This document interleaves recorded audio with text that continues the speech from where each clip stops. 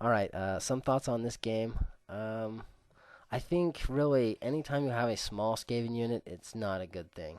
The only thing that I actually thought the Poison Wind Globadiers did a job that was passable, and so I might include them in more lists with their wind launcher.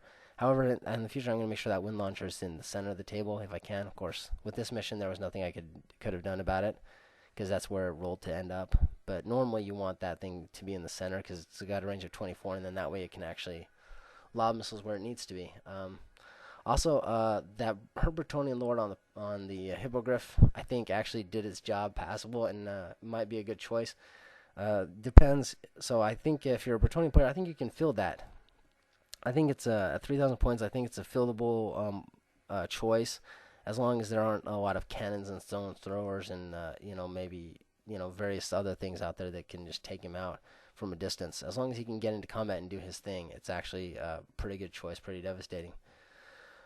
Other things, what I would have done differently, I don't know. I think really I like having plague monks in my list, and this is why is because they they're really kind of the workhorse in a way, in a lot of, especially for this.